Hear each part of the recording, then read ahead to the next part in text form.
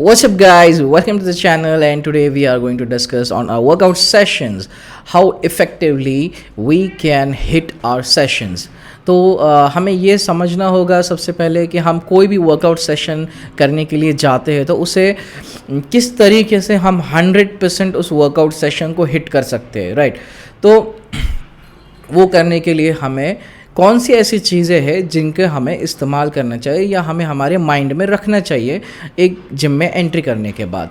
तो पहली चीज़ ये है फोकस, डिस्ट्रैक्ट नहीं होना है जिम के अंदर जाने के बाद कि आप यहाँ वहाँ देख रहे हो, गपशप कर रहे हो, कोई प्लान दिमाग में नहीं है और रैंडमली कोई भी मशीन मारे जा रहे हो। एब्सोल्युटली रॉन्ग, वो चीज़ बिल्कुल भी नहीं कर रही है, क्योंकि आपको फोकस्ड रहना है। आपके दिमाग में आपका टारगेट होना चाहिए कि आपको कौन सा मसल हिट करना है या आपका प्लान क्या है। सेकेंड चीज़ जो मैं कहने वाला वो प्लानिंग के ऊपर है। प्लानिंग तो प्लानिंग इसलिए बहुत ज़रूरी है क्योंकि आपको जो भी रिज़ल्ट आने हैं उसके अकॉर्डिंगली ही आने वाले हैं। क्योंकि पहली चीज़ आपको ये समझनी है कि आपका टारगेट क्या है। अगर आपका टारगेट मसल बिल्डिंग है तो आपका वर्कआउट उसके हिसाब से ही चलेगा। आपका टारगेट फैट लॉस है तो आपका वर्कआउट उसके हिसाब से चलेगा। दोनों के वर्कआउट प्रोटोकॉल्स सिमिलर नहीं हो सकते हैं, दोनों के वर्कआउट प्रोटोकॉल्स बहुत डिफरेंट है। तो जैसे कि फॉर एन एग्जांपल मैं बताता हूँ, अगर मुझे मसल गेन करना है, राइट, अब मसल गेनिंग के लिए मैं आते से ही कार्डियो करना स्टार्ट तो नहीं करूँगा या होने के बाद कार्डियो करना स्टार्ट नहीं करूँगा, राइट। अगर मुझे कार्डियो करना है तो मैं हफ्ते में 2 बार करूँगा ताकि मेरा हार्ट रेट अच्छा रहे, बट मैं through out in between cardio का यूज़ ज़्यादा ड्यूरेशन में नहीं करूँगा, क्योंकि कार्डियो एक ऐसा कॉन्सेप्ट है जहाँ पे सिर्फ और सिर्फ फैट बर्निंग फेज होता है। वो फैट लॉस अगर आप करना चाहते हो तो आप कार्डियो से स्टार्ट कर सकते हो और कार्डियो से एंड कर सकते हो। और जो बीच में आपका जो वर्कआउट सेशन होता है जहाँ पे आप वेट्स उठाते हो, तो जब वेट्स उठाते हो तो उसमें भी डिफरेंसेस आते हैं। अब मुझे बल्किंग करनी है तो मेरे रेप रेंज में बहुत डिफरेंस आएगा। अगर मान लीजिए पहला वीक मेरा है तो मैं 6 रेपिटेशंस करूँगा जहाँ पे मैं इंटेंस वर्कआउट करूँगा। अब नेक्स्ट वीक में जब मुझे अपना लोड कम रखना है तो मैं उस वक्त से 8 to 10 रेप रेंज के बीच में रहूँगा, बट मेरा इंटेंसिटी उतना कम नहीं होने वाला है, राइट।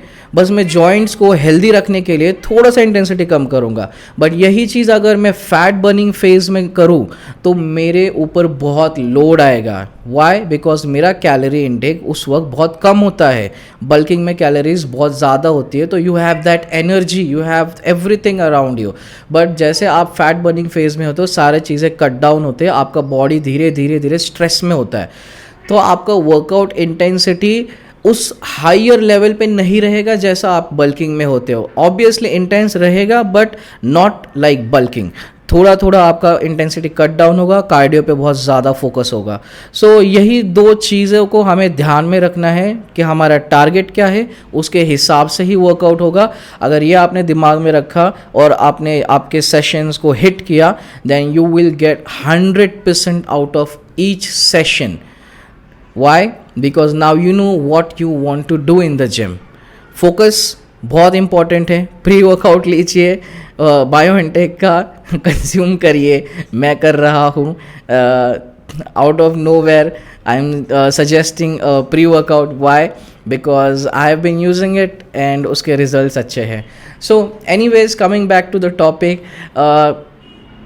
कॉफ़ी भी चल जाती है, कॉफ़ी पी के भी आपका फोकस बढ़ेगा। My main motive is that your focus should be there. Phone पे लगे मत रहिए, यहाँ वहाँ बातें कर रहे हो, गपशप कर रहे हो, वो चीज़ें इंपॉर्टेंट नहीं होती। सेशन में हो, एक बार आप उस मशीन के ऊपर बैठ गए, इट मीन्स वो टाइमिंग टोटली वो जो जोन होता है वो आपका होता है। So give 100% in your workouts and that's it guys. यही एक स्मॉल इन्फॉर्मेशन है, बहुत बहुत छोटी सी इन्फॉर्मेशन है, nothing big, but I think ये छोटी सी इन्फॉर्मेशन बहुत ज़्यादा इम्पॉर्टेंट है, क्योंकि अगर आपका वर्कआउट 100% होगा देन डेफिनेटली आपके रिजल्ट 100% होंगे।